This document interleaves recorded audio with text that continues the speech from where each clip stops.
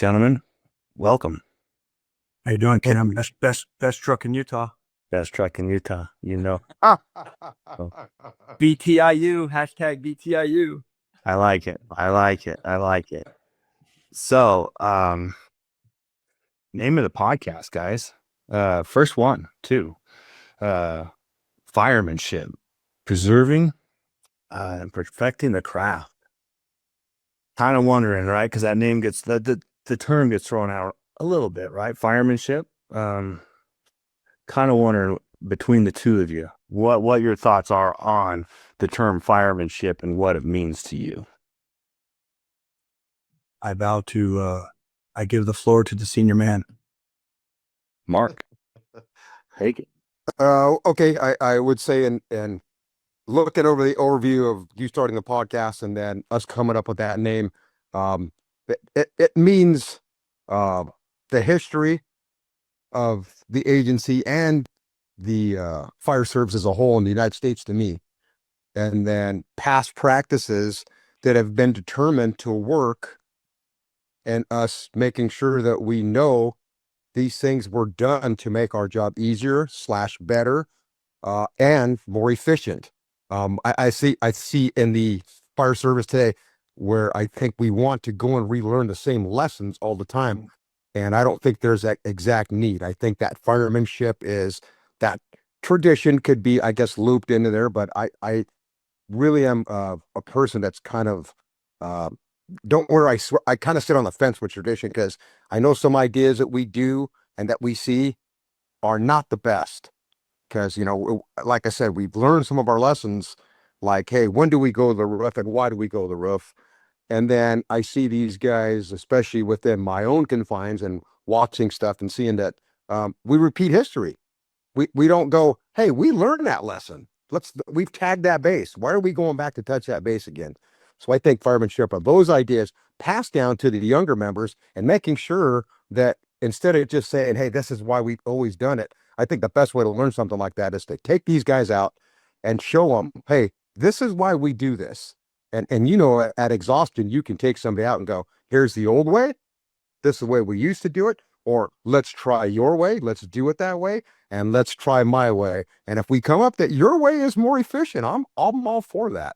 Right. That's why I think sometimes tradition handcuffs us into believing that we got to do it this way. But I know there are some other items that we do, or operation wise, we do that we don't need to step away from that stuff. It's like it's there for a reason.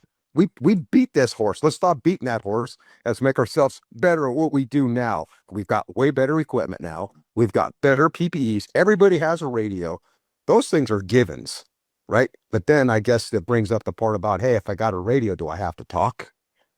Those are the things I think we can work on and go, hey, good firemanship is knowing when to talk on the radio and what to say. Right. And I don't think we enrich our younger members enough when they come into the firehouse and go, hey, you're here to be seen and not so much heard, but you better teach that guy how to use that radio, because when it's your bacon on the line, that guy better have thought that and at least practiced it. So that's kind of I could go on and on, but I would say to pass it on to Colin. That's kind of what I'm thinking when I'm thinking about firemanship. I would piggyback and amplify some of Mark's points. When he talks about past practices, I would say best practices have been established, and the fire service is ripe right now with individuals who perhaps don't work in busy places. There's a myriad of reasons. Maybe they just, they lack experience. Experience is the thing that teaches you what's bullshit and what isn't. I mean, it really does. Right. Challenge and validate. You think you may have some great new idea. It's probably been thought about and tried by a firefighter long before you. And unfortunately, Mark said these lessons have been learned oftentimes in blood and or death of a firefighter. I don't want to be dramatic, but I'm not overstating that. So much of the tactics and the way we operate at structure fires is in part due to line of duty deaths. Civilian deaths, absolutely. Mark's agency just posted the anniversary of the Pone Square fire. 17 people died in that Center Hall fire. That fire absolutely influenced structural building codes throughout our country. The introduction of the door that separates the hallway from the stairs, right? I mean, that was a major influencing fire towards making that code. That's firemanship. Knowing that on a grand scale, a big scale, that 30,000 foot view, knowing the history, like Mark said, knowing the history, knowing the fires, reading about and learning about what went on at these fires, how the building behaved, how the fire behaved in the building, the interior layout, what the firefighters faced. SOGs. Do you have strong SOGs? Real SOGs? SOGs at work. I mentioned, there's all these very young firefighters running around the interwebs trying to, I'm sorry, I'm not trying to sound negative, but I'm going to call it what it appears to be, and that's make a name for themselves off some new fandangled attack method, laddering method, I don't know, whatever. And again, like Mark said, it's been figured out. Best practices have been established. And we do not need to deviate from those. We can improve those processes, but we do not need to deviate from those. So knowing our history, having strong SOGs that support firefighting because of that history. Mark mentioned the culture of your department. Mark comes from a very cultured, historical fire department. Not all of us do. A lot of our fire departments are cutting their teeth within the last 50 to 75 years and establishing their own culture within the last 50 to 75 years. My agency is no different. It's a very busy agency, but we have absolutely been establishing our culture. And when I say culture, I'm speaking on how we fight fire. At my fire ground, or when you see my fire department, you can expect a reasonable set of actions is going to occur, because that's how my agency fights fire. That's what I mean when I say establish your culture. Firemanship is having the SOGs that support that culture, being good at those SOGs, having the discipline to play your part within that SOG. I talk to my guys a lot about individual achievement. They always want to say no I in team, and I completely disagree. There is an I in team. It's by being, as an individual, brilliant at those basics and that SOG, that position that you're playing. You make the team successful. And apart from that, you can take firemanship all the way on down to the way you set up your gear on the rig in the morning, studying the roster the night before, how you have your equipment in your pockets, the tools that you have, and how they're set up in your gear. Do you wear an axe? Do you wear an axe, the right kind of axe for the right job? Do you have your breather set up to where you can don it quickly, efficiently? I mean, there's so many things that equate to firemanship. Firemanship is just being knowledgeable about, well-developed skill set for the job. I mean, it's a very broad topic, but it covers so many things from the 30,000 foot view on down to right in front of your face. 100%, 100%. I always think of it too as, right, that terminology of, do you have an operation for that, what you're doing? Or is that you're just doing something without a knowledge behind of why you're doing it? And that goes into the SOG based, right? What we're talking about. You have the SOGs, strong SOPs for this, and those all tie into the operation. When you're looking at people and they celebrate these small victories, like the fire went out, the hole got cut, the victim got pulled out. But when you look at the overall picture, you could tell there wasn't an operation, or the operation was not adhered to, in some regards, or in all regards, or there just wasn't planned out. There was an operation. I always relate it back for me, right? Sports. I got 3 kids that are sports. I got my oldest is a college volleyball player right now, and with them, watching them, right, over the years, they make a good play or something, that's not enough if they were outside of what the team was trying to accomplish at a certain spot in the overall vision, right? Like if they're at a set, right, it doesn't matter that the point was scored or the set was won or the game was won. If they weren't adhering to what the team was trying to do, they're going to hear about it from the coach and they're going to beat themselves up because they knew what position they were supposed to be in on the team, what their role was and how it was supposed to play out. And if they didn't do it, man, it just doesn't line up. Well, one of the big things, I'm a big Dodger fan too. Blake Snell was pitching the other night. I'm gonna go for this. 6 innings pitched. He's a freaking Hall of Fame pitcher, all-star pitcher. 6 innings pitched, gave up 2 hits. And in that, as soon as he comes out of the game, by all accounts, freaking fantastic pitching outing. He goes right up to Mark Pryor, the pitching coach, and they are just going at it with each other, talking about, hey, I missed this. This slider was off. This pitch was off. I wasn't hitting here. Just going after it instead of saying, hey, I got out of that game with 2 hits, 0 runs. Right. I stud. We did great. We won the game. No, it's going back into it, going back over it. I think for Fireman, it ties into that same thing is, hey, are you celebrating those small little victories or are you looking for those big wins of those operational wins? That's a great point, Cam, because I watched the game because my wife twisted my arm because I'm not a Dodger fan, but where this guy's got a no-hitter for 8 2/3 innings, right? Mhm. Throws kind of a not so good pitch and the guy gets lucky and taps it and it bounces off the fence. And I can equate that back to, in my eyes, the manager shit the bed. He knows his bullpen is the worst that it can be. And I'm getting kind of, I guess what I'm getting at is tactical discipline on the fire ground, no matter if you're a rookie or you're the BC or the AC that comes into a major emergency. The tactical discipline is what counts. And it's like, do you have faith in your people? Small mistakes can be fixed.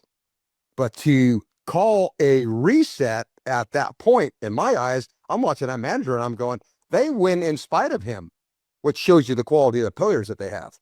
But that's just my take on it. And I'm going to take that with these young firemen.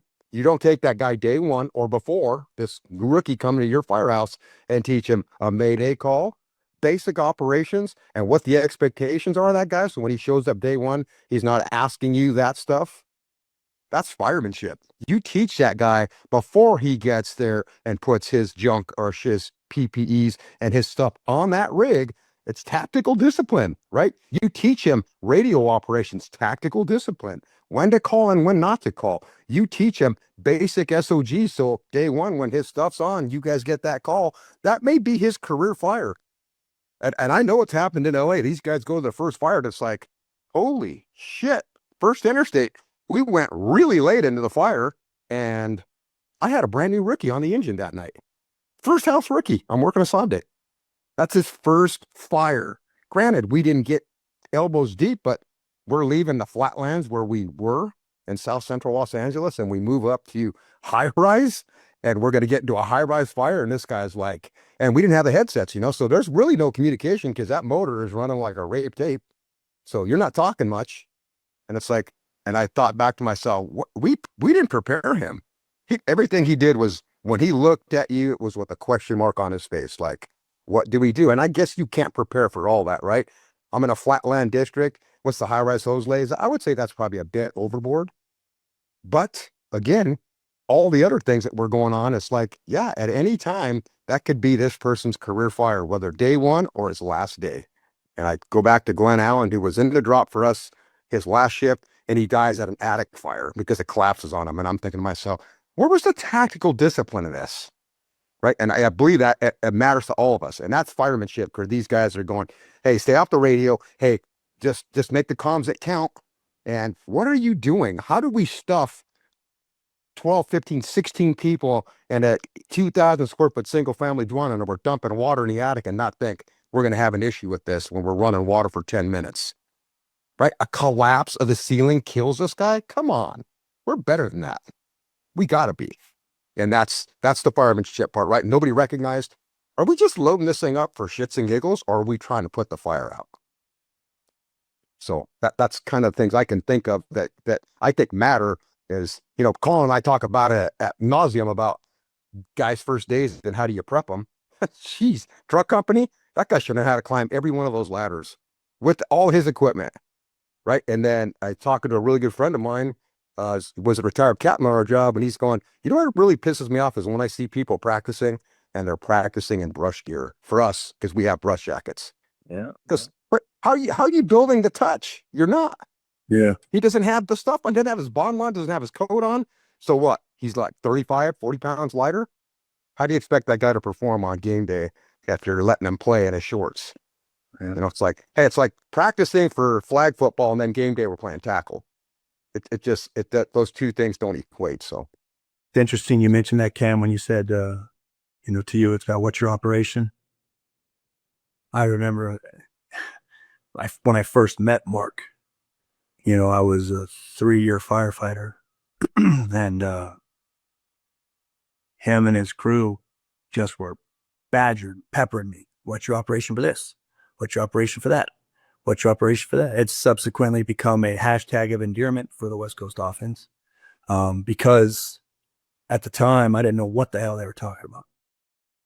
But I quickly learned about that preparation, that SOG, that operation to tackle everything from that center hall fire to that panelized roof to that lightweight roof to that search to that hose lay. It goes to forcing that door.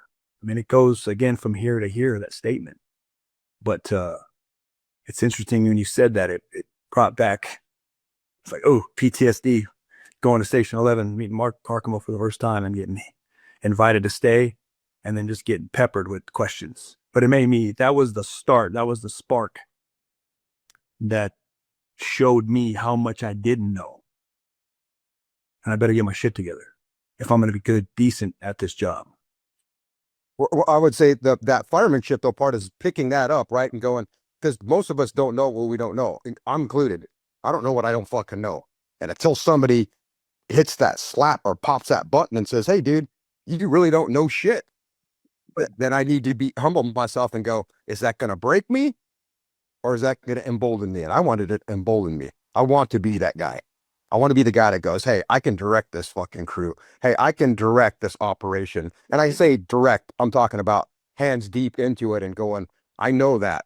And Colin and I have talked a lot, and I think I've mentioned it to you too, Cameron. It's like, people don't understand the hardest job in the fire service is fireman. Hardest job, hands down. As we promote up, each one of us loses a piece of our skill set. That guy's got to know how to ride all those positions on that engine, on that truck, on that squad, on that rescue, on that ambulance. And then he's also got to go, hey, you know what? We need acting guys. So you got to know how to pump that rig too. You should know how, and you should know how to operate the aerial ladder. Oh, and we might need an acting officer. Can you imagine you put 30 pounds of shit on this guy's plate and go, I need you to perform in all those positions and remember every one of those plays for each one of those positions. And it's like those guys. And then on top of it all, shit rolls downhill. Hey, and make sure the house is clean on top of it. Okay.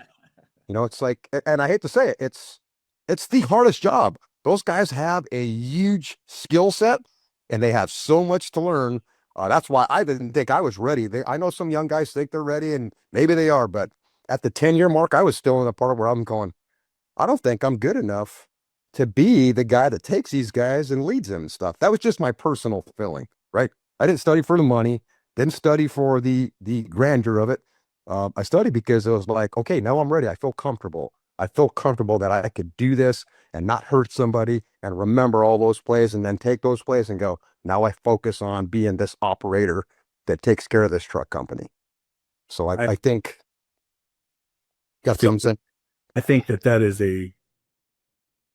maybe it's always been in the minority of folks, Mark. I don't know. You could speak to that more so, but it's definitely in the minority of folks. It seems to be this day and age. We're at this,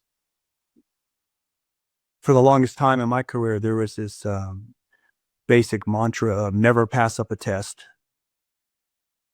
From go, take it, never pass up an opportunity. And I want to, speaking specifically for my agency, I have noticed, now that I think about it, a slowing down of that. Guys are spending time in rank a little bit more so, and that's a good thing. Absolutely. That's a good thing. And I don't know why that is. Perhaps it's, I don't know, maybe it's a lack of motivation. Maybe it's, they've been hearing it from guys like me for a long time. I don't know where it's coming from, but now that we're talking about that and I'm reflecting on my own agency, I have noticed that. I have noticed a slowing down in promoting, which is, I think, is a good thing. And it takes a very special, not special, it takes an emotionally mature and grown ass man to sit there and say, am I ready for that next step? Probably not. And that's an individual assessment that has to happen. That time, and the ones that can do that, I think, are some of the best firemen we have. They're the best firemen. And I pride myself, and I've said this to guys that have spoken to me about taking the CAMS test, and I'll guys on my own crew, and I'll ask them, can you do these skills better than these guys?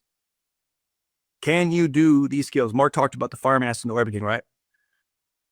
Can I do those skills? Can I force that door, search that room, cut that roof, throw that ladder, spot that aerial, develop that hose lay? Can I do it just as good, if not better than my guys? And I pride myself on saying, yes, I can. And I think that should be a standard benchmark for anybody saying, okay, I'm ready to promote. I don't know. That's my own personal opinion, because I've seen the credibility in the toilet of company officers who didn't spend time in rank, promoted as fast as they can, don't have a lot of experience. It's a leaderless ship. I mean, it's, the inmates are running the asylum, so to speak, because this individual knows he doesn't know the job like maybe he or she should. And because of that, they back off. But hey, make no mistake, boss. You can put your hands up all you want. When you screw that fire up, or that operation, or your fireman gets hurt, or that victim dies, that buck stops with you. That is on you. So you damn sure better know your job. Spend time. Do you think that that's a culture thing, though? I believe it's a culture thing, because like-minded individuals will do like-minded things. And I heard that a lot when I was a young fireman in South Central.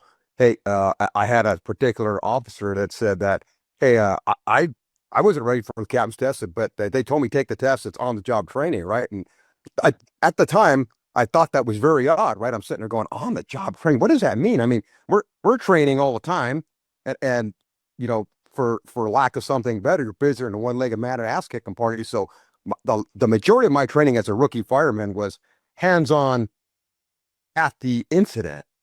Whereas a lot of the new stuff that I see these guys have, and I'm not knocking the new academies, but at nauseum, kind of the things they're beating into their head that matters, in my eyes, I was like, shit, man, I probably wouldn't make it in today's fire department, because there wasn't what am I looking for? That bar to go, hey, how many teeth are on the chainsaw? Okay, so I knew that, right? But okay, and then all the shit that kind of gets lost because we're testing people on what they can remember, because that's what I think an academy does is, can you remember stuff and regurgitate it back to me? That means you can learn. I can teach you.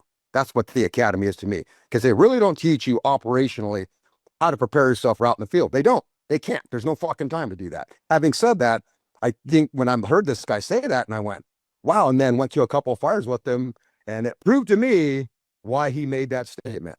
He was his own worst enemy to say on the job training, because it definitely was on the job training for him. He was 3 steps behind. He was the truck captain, so he's in charge of the firehouse. Didn't have the best skill set. I could see if you handed him a chainsaw, he'd probably cut a hole and fall in it. So, those were the things that kind of built in my head where I went, okay, I can't be like that. I don't want to be like that, right? I want to be the guy that these guys go, hey, and then lo and behold, at 2 years on the job, he becomes senior fireman at a very busy spot down there.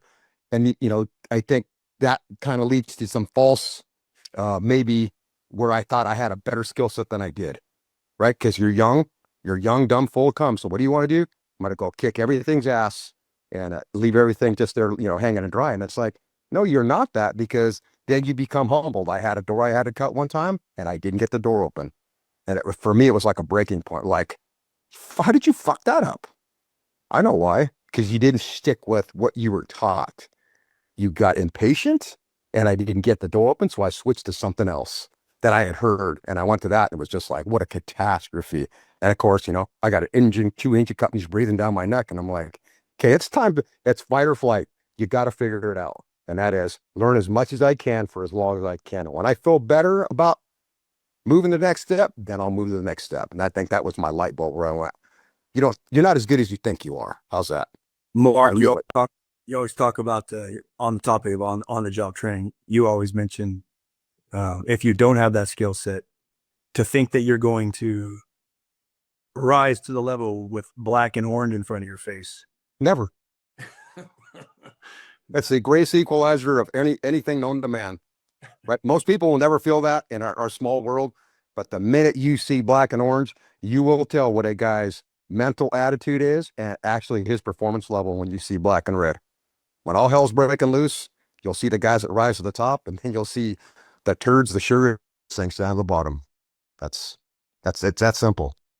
Yeah, from my experience, those guys, for whatever the reason is, that climb the ranks too fast, it is completely obvious to everyone else that they lack the skill set to be where they're at. And it's just unfortunate because they've just done themselves a huge disservice, because barring a demotion or something, you can't go backwards. You can never go backwards, right? And so you didn't spend enough time being a fireman. You didn't spend enough time driving the engine, driving the truck, right? And you're a captain. You're moving up into a chief, and you haven't been in those spots long enough. Everyone knows it. They're gonna see it. It's gonna shine. It's gonna make itself aware on those big incidents that where they just fall completely short because they didn't spend the time where they should have. And what do you always hear about those individuals?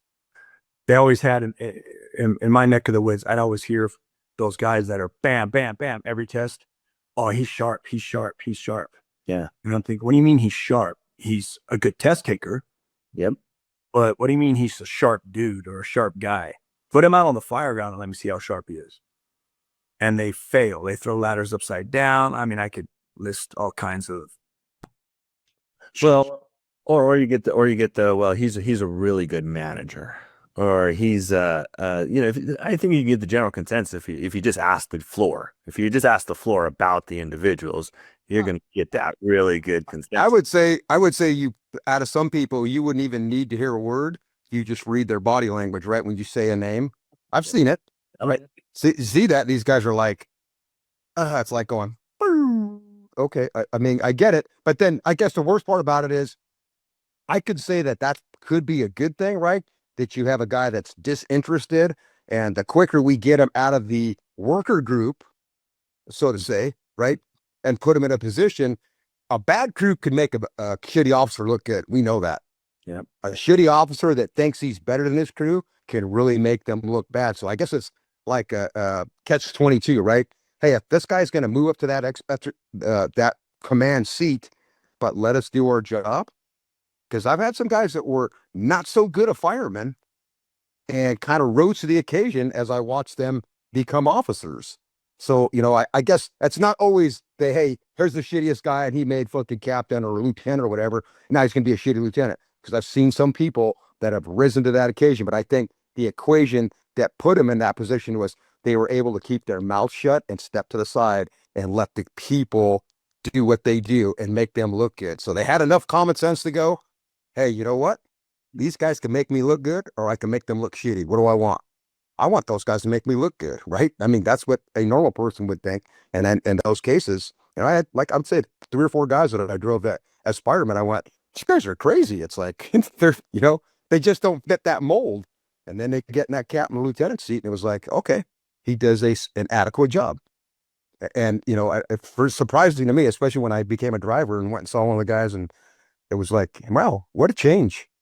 And good for him, right? I guess he recognized and said, hey, you know what? I got to step up to the plate in this position, and I'm going to let these guys do what they need to do. And everybody got along. It was good. It worked well. So I don't know. For me, and maybe this is short-sighted, to me, it's the most important thing is what is their fireground IQ? What is their fireground swag? What is that officer's thought process, decision-making ability on that fire ground in front of that structure with everything going sideways. That to me is whether or not you're a kick-ass company officer. You know, we can all argue leadership styles, and God knows I'm not perfect. But competency level on the fire ground and allowing your people, either leading the charge or allowing your people to do their job. Because my experience with folks who do not possess firemanship and who have climbed the ranks like a morning hard on they tend to hold back at the fire. They tend to be less aggressive because they don't possess the skill set, the confidence level to do it. Now they promote to chief, and we've all worked fires with those chiefs where they aren't comfortable with how fast you move, how quick your decision-making process is, how aggressive you are, and where you're ending up in the building or on top of it, and they see what you accomplish, and it just makes them uncomfortable. I'll say this straight up. Intelligently aggressive firefighters make non-aggressive chiefs scared. Mm-hmm. Prove me wrong. Everyone's seeing it. Mm-hmm. So that's my benchmark. Yeah, and I think too, right? Like sometimes it's those guys that think the respect comes with the title, and so they go after that respect because they're not getting it. They're not getting it as a fireman, right? And so they think, hey, I'm gonna get this by adding stuff to my collar, and then they'll respect me. But we forced to. Oh, that is rampant. That is rampant. Yeah, but you understand that we can say that about every single rank. I'm using that term, and it's, you can have a guy that's got 10 years on, has no interest in promoting whatsoever, and that's the cancer. That the guy that's not going to help you, the guy, like you said, is so overwhelmed at your speed, your tenacity, your ability to make decisions in crappy areas, and that is an anchor. That's an anchor, and they exist everywhere. Yeah, Busy stations, slow stations, they are. So it's not unique to an officer's perspective. That's just my take on it, because I've seen the turds. I have, and it's, the problem with that is a single engine. It's very hard to absorb somebody like that because he's 1/4 of the working crew. Now we'll put him in for us, a task force. Yeah, we can work around that guy, but again, it's still not efficient, right? Mm-hmm. If 9 guys have to each pick up a tenth of this guy's bar, then something that they are missing in their own job. Hey, I can be that guy that's going, hey, I can do 10 and 1/10%. But if you got to do it at every single instant consistently over and over and over again, eventually you're going to start to miss the mark on your own job. And you come from a unique situation, Mark, with your agency. Yeah. There are a lot of positions on that, say that truck coming, that light force or what have you, where individuals are operating away from rank. Mm-hmm. The vast majority of the fire service is not like that. There's the occasional positions on my agency that don't operate near me, but 90% of the companies or firefighters operating on my crew is near me, with me, generally speaking, and looking to me for, generally speaking, what are we going, how aggressive are we going to be on this cap? What are we doing? What's going on here?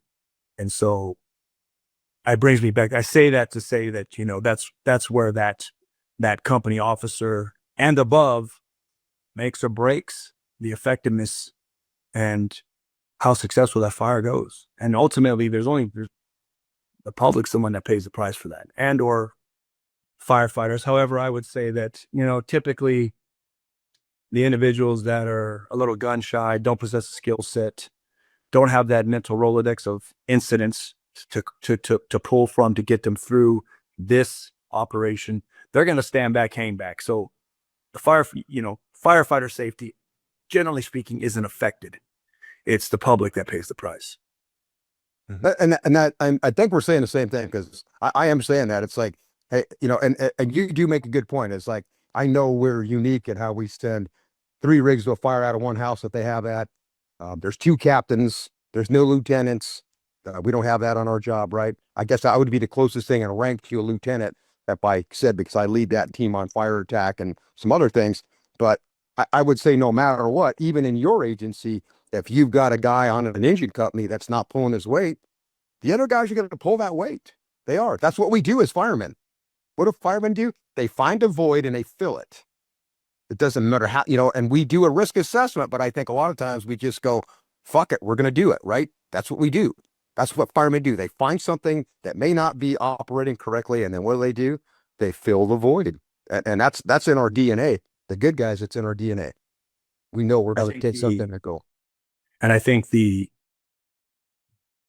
outstanding companies are the ones that address that afterwards and say, why didn't you play your position? Why didn't you? Doesn't matter what time it is.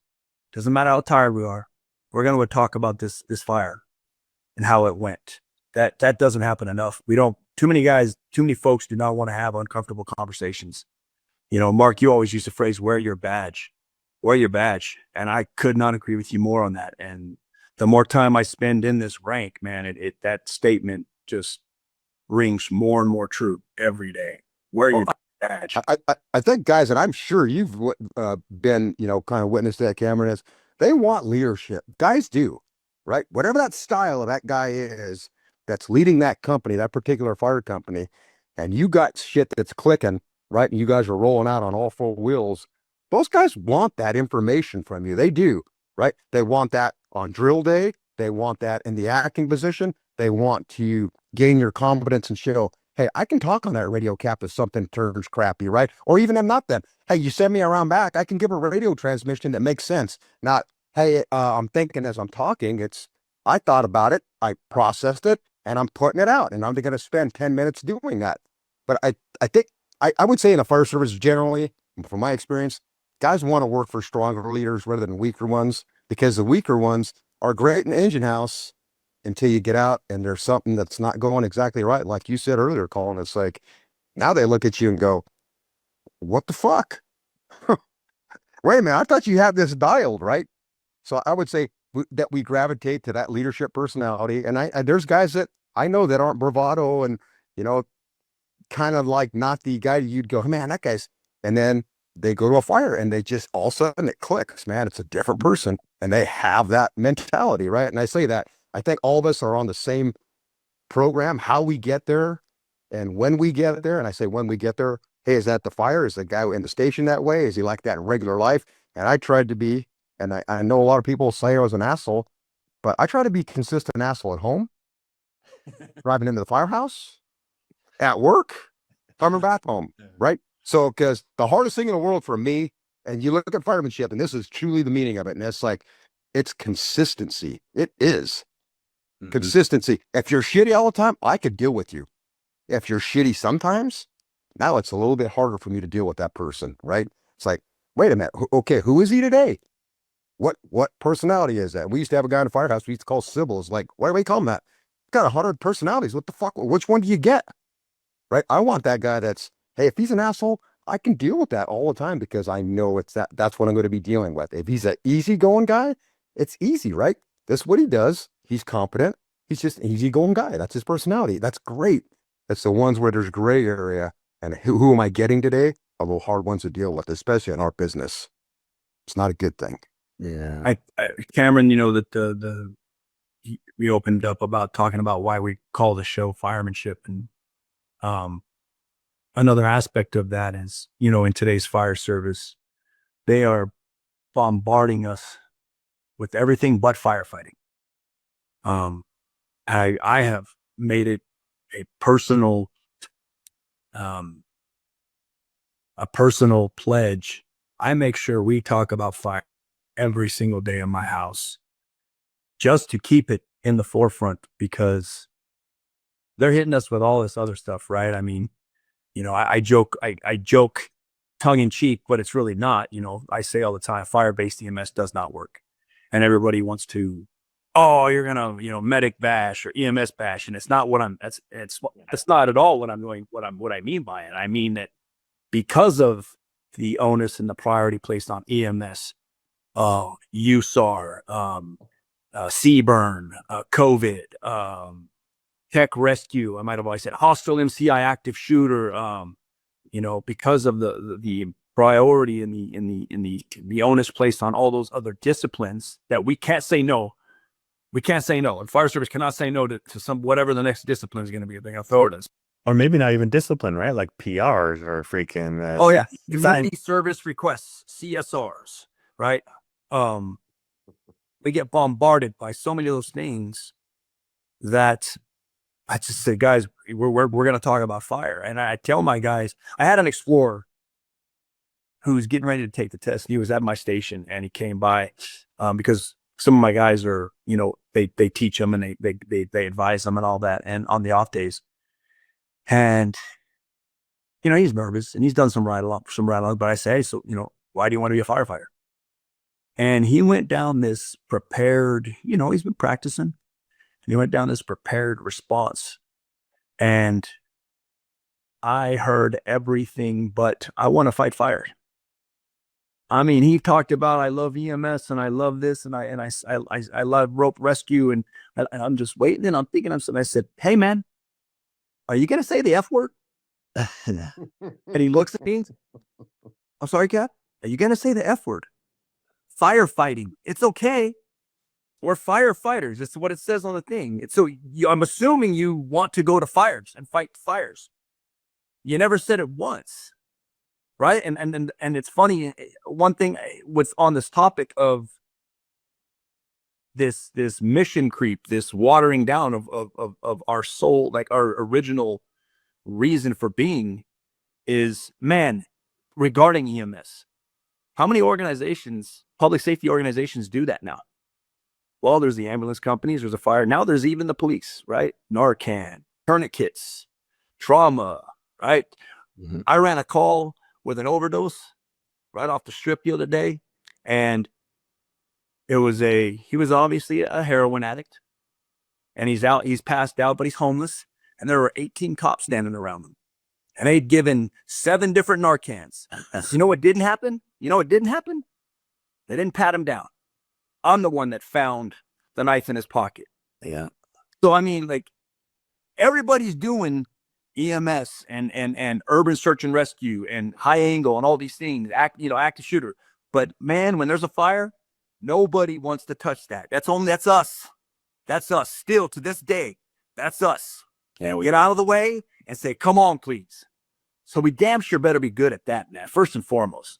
And that's, I don't know, man. It's dying.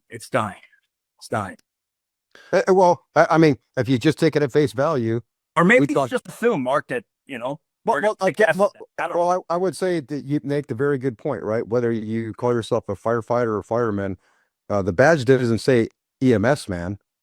It doesn't, right?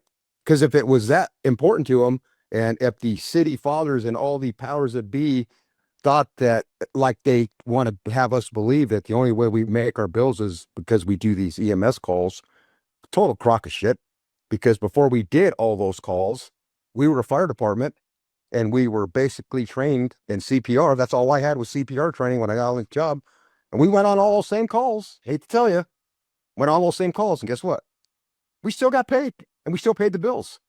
So this crap about, hey, the only way we make our bills, I guess, for me, it's like, hey, call it what it is, a spade a spade. If they're a paramedic firefighter, that's great. If that's what you want to call yourself, I'm okay with that. But just understand, the main reason you were hired to the fire department was to fight fires, ensure those people's safety. They're not calling them police and fire. There's some combo places, but it's like, stay true to what you're doing, right?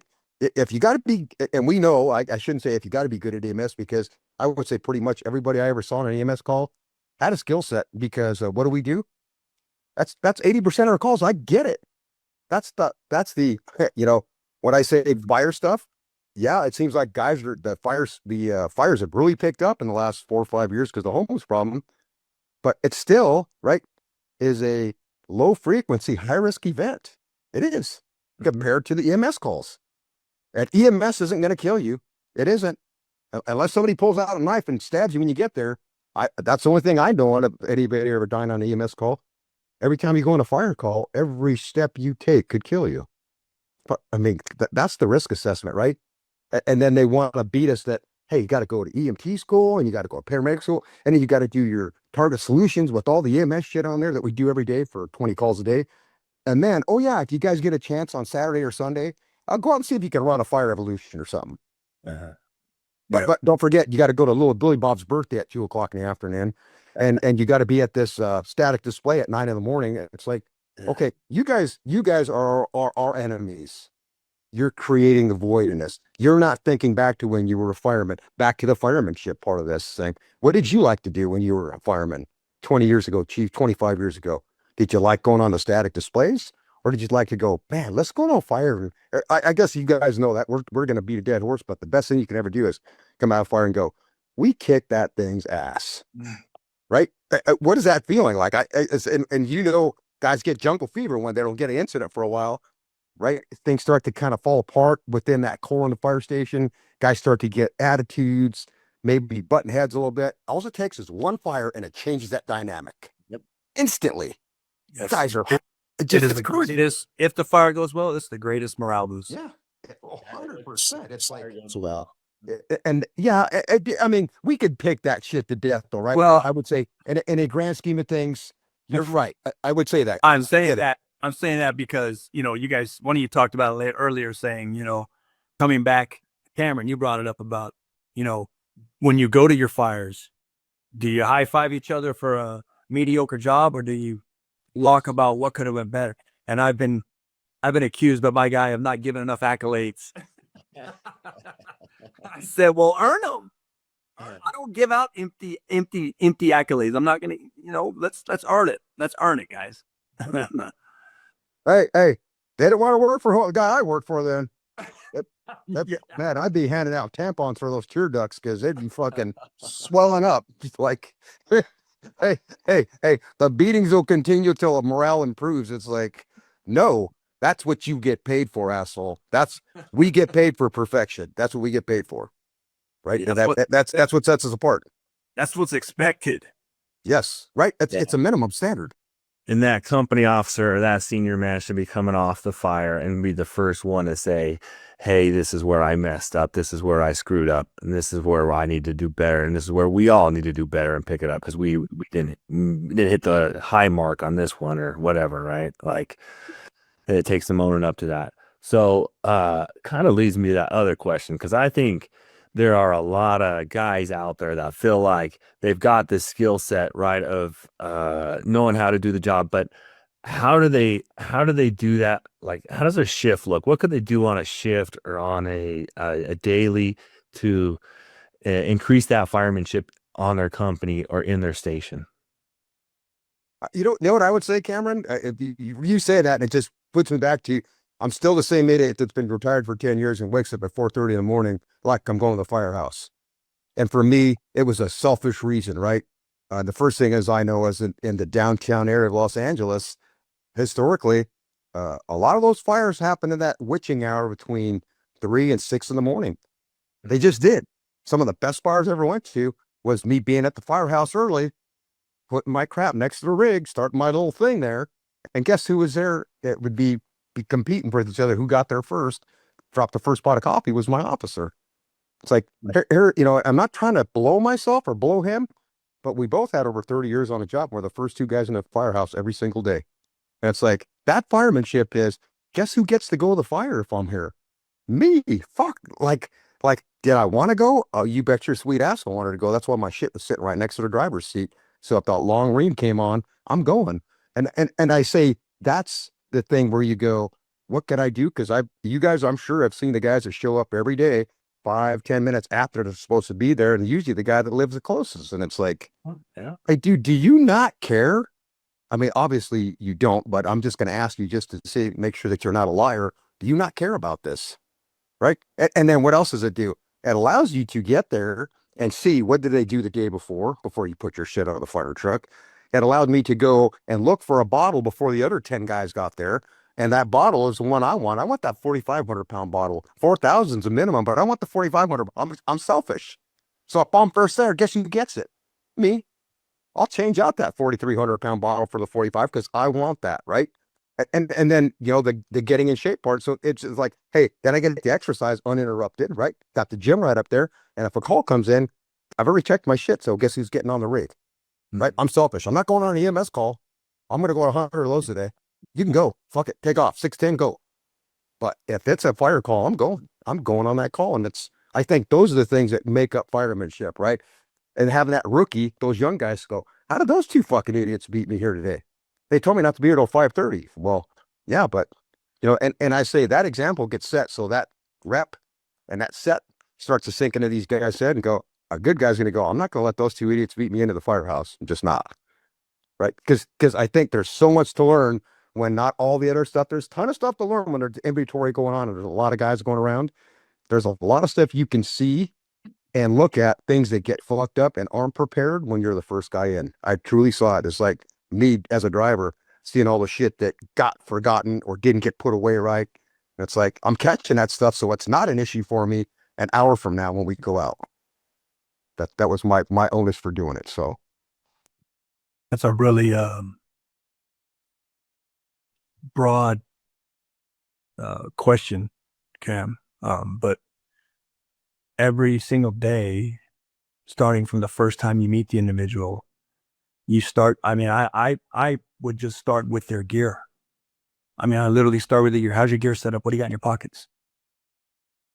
And then I would teach him. Okay, let me see you don your mask. And I literally would show them a very quick way to do it, because there's this habit in my agency right now of taking the flash hood and they roll it like a turtleneck down onto their bunker coat, encompassing the bunker coat. And I have corrected, or I don't know, I shouldn't say corrected. I have offered an opposing view to that technique, listing several reasons. I say, you're defeating the purpose of your flash hood. What do you mean, Cap? Well, you're rolling it up, so now you're exposing your neck down in there for the shit that's going to fall in when you're maybe operating in or around the fire. Number one. Number two, I'm going to show you a technique to don your mask that is going to make it very difficult when you take your helmet back, set it there, you put your mask on, and now you can't get that hood up because you got to roll down on your thing around your collar. So I don't know where you learned that, but that's a bad idea. And they're like, and they look, okay. And then, I mean, it just goes on in there. And Mark talked about, Mayday call, there's this, what's the dominant acronym right now? Lunar report. That's too much information for one person to remember when they are in that situation. It goes into too much detail. It really does. I make sure that these guys can, at a minimum, get out who they are, what rig they're on, where they're at generally in the building, what their areas, and what's the problem, right? And if there's any other outstanding needs, Mark always simplifies it on down to who, what, where, and that keeps it simple, and then we just go on from that, and then as the day goes on, it's okay. Let me see how do you hold that tool? How do you use that tool? How do you swing that axe? How do you force this door? And it's exhausting because I got to do that times 9 people, right? I mean, and we do it as a company, but the big part that I think is also really critical to your question, and fire departments, well, I'm going to speak about my area. We have destroyed, unknowingly, perhaps unwittingly, destroyed the value of a senior fireman. They've destroyed it. A rookie comes out onto the floor and they are expected to get with the captain, and they bring a task book, and they want the captain in the task book to teach this guy's classes. And they are eroding the value of that buffer, that chain of command, that hierarchy, but also the value of a senior fireman, not to mention the development of a senior fireman by that individual being forced to lead and guide and teach that junior guy. And I really I try to put as much emphasis on my senior man for teaching and for mentoring these junior guys as much as I can. But it's hard, man. It's hard. I am fighting a battle of, I feel at times I'm losing that battle because of the rapid promoting, of the demise of the importance of a senior fireman. It's a battle. I haven't stopped. I'll never stop fighting that fight. But I mean, a lot of this is handled from a solid senior man. Mhm. And I got a good one. He's a combat veteran. He's a father, a husband. He's around 40 years of age. Yeah, he does well. But I got a great crew. These guys are great. But I mean, they all circle around the new guy coming in, and they hold him accountable and they teach him. That's a great thing to see. I don't always, to know that as a captain, I don't always have to be there. Oh yeah, 100%. I don't even know what's going on sometimes. I'll walk out late and they're out there doing stuff with them, and that's outstanding to see. That's outstanding. Mm-hmm. That's firemanship, right? Yep. Yeah, Cameron, and I'm just curious because I don't think I've ever asked you, do probationary members within your department get different assignments on their probationary period? Yeah. Yeah. So, okay. So they'll get and then they'll vary on rigs too. Do they do that same thing where they go? No, they won't vary rigs. They get assigned to a house. Mm-hmm. Okay. Yep. And then it's that officer's job to place that person as they see. Yes. Whether it's ambulance, tailboard, right? Mm-hmm. Okay. That's and then a dual house, like you're at a truck and an engine, right? Mm-hmm. So there's no administration telling you that, hey, this rookie is an engine rookie. We want you to teach him engine stuff. Yeah, just in my particular, right? Like I won't get any rookies on the truck. Okay. So you'll get some rookies on the ambulances at the truck house, but not on the actual apparatus. But they'll have been at another house already and learning engine work or right? Not hey, here day one, he's an ambulance fucking rookie, right? We don't do that. No. Okay, yeah. That's crazy. What? Okay. All right. Yeah. I think for me, right, one of those big things that I've seen is guys come and they have all these skill sets that they're learning, whether it's training or experience on the job, and they don't know what to do with it exactly. The big thing is to show them, hey, how does that apply to where you're working right now? Because I'm in a suburban environment, right? These guys are learning and looking at things that come from very urban areas or sometimes very rural areas. And you got to say, hey, how does this work in our district? What does this look like? What does that look like when you apply it to our district? So whether, hey, it's an EMS run, right? And we're going to a tri-level, bi-level split or modern 2-story or a 1940s small home with a half basement, right? Hey, we're going to talk about fires here. Where are we laddering? Where are we cutting? Where are we searching? Where are we entering? Why are we going that way? And then when we're out in commercial buildings, we're going to learn how they build buildings in our district or how they have built buildings historically in our district and how we would attack those buildings. Whether it's, hey, it's a masonry building, what does that mean this roof's going to look like? What is that common spacing? What are they using for beams? What are they using for trusses, for rafters, right? Just getting out there and actually learning the district every single day and applying that so that they're going to be able to see, hey, how can I attach these skills to the real world? Every EMS run is a structure fire. Mm-hmm. And I would say, especially for when you get that, and I say that I'm not taking out anybody's position and saying that I'm discounting it, but that driver, that is a perfect opportunity to get a new driver that you possibly have never worked with, don't know the guy's skill set, but they handed him a badge and go, you will spot this apparatus like you have a fire on every one of these calls, right? That's going to show you first off what they're thinking and allow you to make corrections if need be. But the better part about that is it's second nature, because we know, especially in where I was from, it's like the buildings are frequent flyers, man. They are, right? You're going to get multiple calls and multiple incidents, not always the same, but you're going to get them at that building. Like, can you imagine having a skill set on something when it's not burning and pulling up when it's burning? That's like sheet music. It's like, oh, fuck. Hey, hey, just getting, hey, how do I get into this building for the EMS call? That's a great thing, because a lot of these places are like mazes, right? You're going, okay, how do I do this?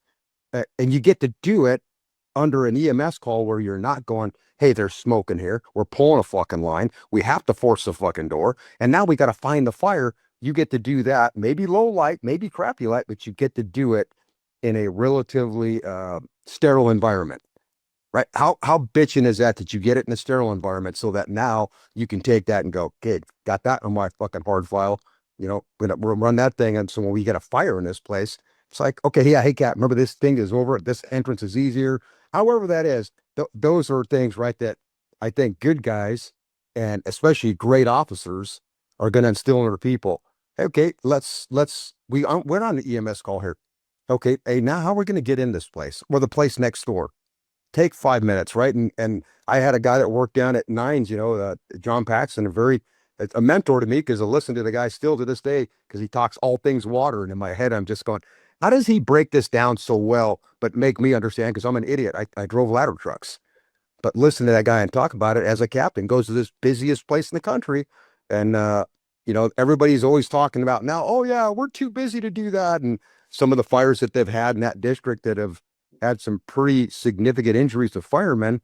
And you start talking to the guys, and it's like, no, we didn't pre-fire that place. We're too busy. And it's like, and then I talked to him and I go, John, what'd you do there? And he goes, you know what I used to do? I'd leave us on scene. And I'd bring the radio. I can make this available the minute I hear the call. But he goes, if I hit available, then they're going to take me away. Right. So he goes, if I'm there away and I go, hey, listen to radio, we got a call, we're going to take our call. Yep. But if I'm not back in the queue, I may not have to run down to somebody else's district. And it's going to give me the chance to go on this low frequency, high risk event and create a plot plan for it. Right. I mean, how fucking I go, just the small things. That's firemanship. It is. As a company officer, what is he doing to ensure that his people are going to be prepared for this place at 2:00 in the morning? He just did it. He said, we're busier than shit. We're going to run 30 calls a day, but we're going to take 5 minutes, 10 minutes to talk about this particular building and what we're going to do here as an engine company coming to this fire tonight. Like, fuck, that's the way to build that muscle memory is make these guys understand. It's not about the EMS call, dude. It's not. We're going and we're going to do a good job. We know that. That's that low frequency call that we're going to have to really get together and the teamwork at that point. We're not just carrying equipment. We're carrying equipment for a purpose, purposeful laddering, purposeful hose lays, right? Guys spotting a rig purposefully, not just, hey, pull up to the curb and pull the brakes. Those are things that you will never get if you're never thinking that way. And if that company officer is sitting in that seat and he's not making that mandatory for people, he's lost the firemanship of his job. He has. He's not doing them any favors. He will not. And it'll show, like you said, come out there and go, hey, the fire went out. Hey, no shit. Eventually they'll all go out because it'll run out of fuel. When it gets to the avenues, it'll run out. Right. And those are the things I think, I say that firemanship goes from the day one rookie to the guy that's leaving the job at however high he went within that thing. And you got to remember, I know this, and I'm sure you two know that because you're officers. I know that as a fireman, I was a lot more boisterous and mouthy, if you can believe that, as a fireman than I was as an AO. You know why? Because I fucking knew that stuff, right? And we all know that. I think that as we take a promotion, we leave a piece of ourselves behind in the past rank. I truly believe that because we know, I would say in today's day and age, we know we got to be a bit kinder and gentler. That's just the way it is. I'm not going to fucking beat the bush. That's what happens. And I think if we're not cognizant of that, we can get in trouble. Right. It's interesting, Mark, you mentioned the, taking advantage, of every EMS call, of staying on scene to go through that building and talk about what would we do if there's a fire here. I run into a lot of guys who don't do these things, but it's oftentimes they don't know what they don't know.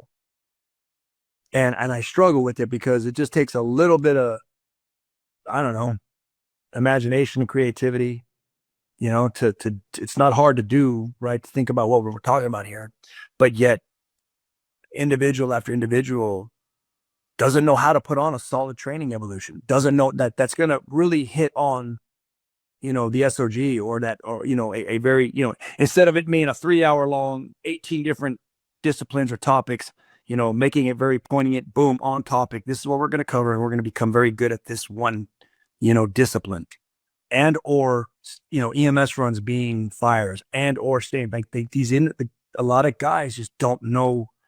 It's not even on their radar to do these things. And what I'm getting at is, I don't know whose fault that is. I think there's ownership on each individual. But I also think the fire department itself, I don't know. I don't know where the fault lies in that, you know, but we are selling ourselves short. And those are missed opportunities every time that a lot of our people just aren't even punching in on company officer wise. Oh, How do you, Cameron, how do you do that? Because I know you guys, manpower wise, completely different from me. So how do you guys, when you get on a call and you go out and you do something, or you're not even on a call, as an officer, how do you make it so that guys still want to engage? I guess make it interesting. I guess that's the best way I can do it, right? Is how do you motivate your people to stay interested in their craft? well, I think the thing that I keep going back to and remembering is something that I learned from you, Mark, and that was it completely changed how I viewed Sundays at the fire station. Because prior, Sunday at the fire station was, hey, let's get our house duties done ASAP, that we have our weekend house duties that we have to do. And if we don't have any type of battalion company drills or anything like that, it's freaking big breakfast and then Sunday football as soon as we can. That's how a lot of that the beginning of my career was, sadly, as a fireman.